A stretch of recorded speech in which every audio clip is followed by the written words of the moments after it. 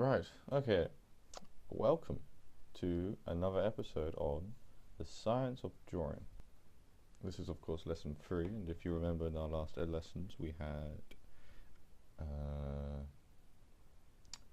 how to warm up and how to draw a cube, as you can see here, cube in perspective. Now, this lesson is going to all be about basic lighting and shading and all that kind of stuff. And again, obviously, this is in Photoshop, so if you haven't got that, just try to follow along as best as you can. So yeah, let's begin. First of all, I'll explain what this is. We've got basic tonal shapes, the 4 fundamental shapes: cube, cylinder, a cone, and a sphere. Then we've got them twice. Once on a white background and once on a tonal gradient background. Later on in this video I will show you how to do a sphere just on a regular grey background, but we'll get to that in a bit. So if you remember from my last video, I said there's a saying people use, which is 1, 2, 3, read, and that's basically how to do your simple cube. What I'm going to demonstrate today is how light works when it hits a shape, what aspects there are. And the easiest way I thought to do that would be to do it with a sphere. So I'm going to do this sphere down here, right? So here we have basic sphere. And you see here is the highlight. Because it's shiny, it's quite a distinct highlight. If it wasn't and it was quite murky or something, it would be kind of a bit just kind of, you'd see that it's not as clear. If it was highly polished, you'd get that kind of very distinct kind of rectangular highlight. But because it's just a clean sphere, simple round shape, this is what you have. So you have your key light, your highlight, and then after that, because of its roundness, the light then starts to fade into this just light grey, and then you'll have your core shadow. This is a band of core shadow here, right? So light coming in from here hits here, strongest point, and then it bends around the sphere like so, bends around, right? And of course, when it can't go any further, then you get your core shadow. But you may be thinking, why is it all of this half black? Well, that's a real reason for that. Light comes in here and reflects off this surface, reflects into here.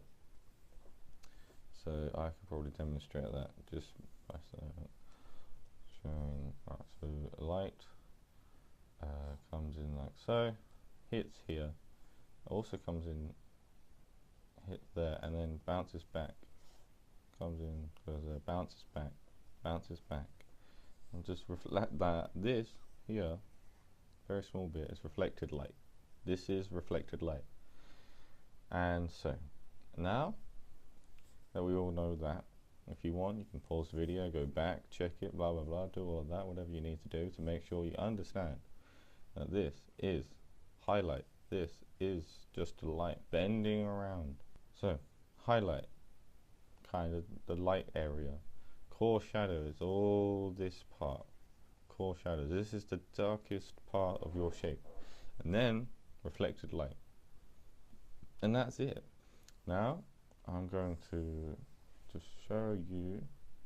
So let's first of all put on a highlight. Make that a bit bigger. And light coming in from here, just because it's easier to think about.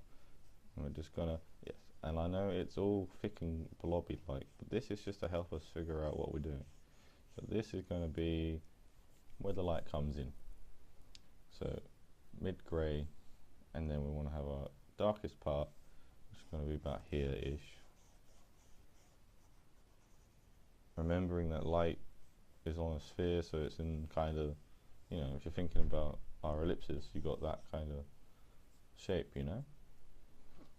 And so now we kind of, you know, then Now we kind of know, right, this is where our lightest part is, this is where the core shadow is, and then we want to have a little bit of reflected light.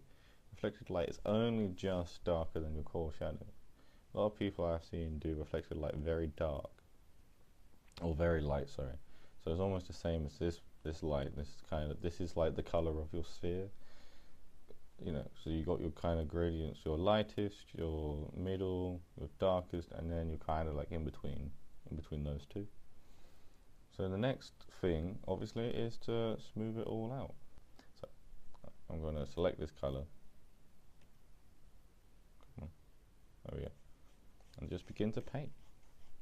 And I'll probably cut here to the finished piece, and stopping every now and then if I need to explain.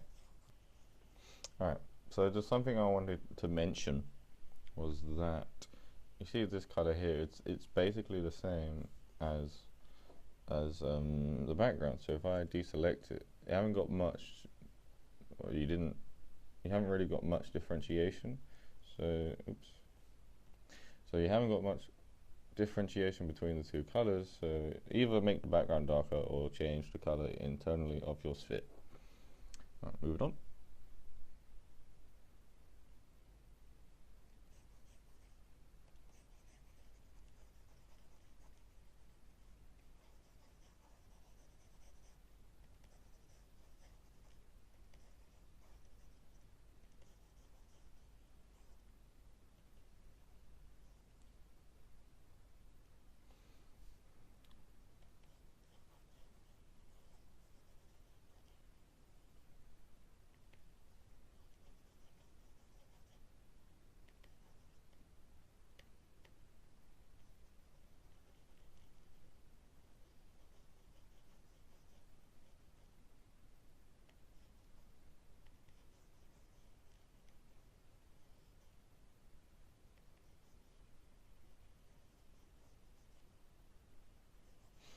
Right, so now I'm thinking that my core shadow needs to be a small bit darker just to help bring out, just because you want high contrast whenever doing 3D shapes like this, so that you know exactly where your core shadow is, you know exactly where your reflected light is and all that.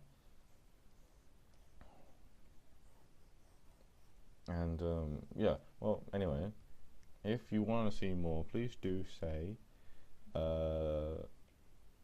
I will probably go into more detail on other shapes later, in a later time, in another video, but right now I thought it'd be good for you guys to see how just the basics and how light works on a shape. This is obviously quite not a rushed painting, but it's just quite a simple way just to get people to start thinking about things. Because people generally, I'll do this on another layer, right? They get this tone, highlight, right, okay, light bends around, and then they just paint all of this black. Like, I hope that you can now see why that's not a good idea, because light does reflect. Light reflects off a surface, so you got to put that in, even though it's very subtle. You got to show that. You got to demonstrate that you kind of know it's there, even if it's so subtle you can barely see it. The eye, a viewer's eye, an onlooker's eye, will then also know that that's there, and as a result, see that it's a 3D shape.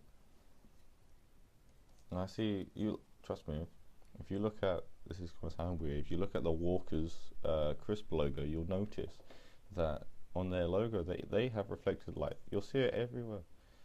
And when I first found out that this is even a thing, I saw it everywhere, and you just got to do looking and more analysing. So I think that's about done. And of course, the good thing about this is that you can use this to make, planetary designs. You can do this when you're doing, like old Chinese wall doors with the big, big lumps of just the spherical lumps. And of course, if you want to then manipulate it so that you've got kind of whatever, you can just kind of do that, knowing where your light source is, obviously. That's very quick, but you get the point. Anyway, thank you very much for watching, and I'll be back next week, hopefully.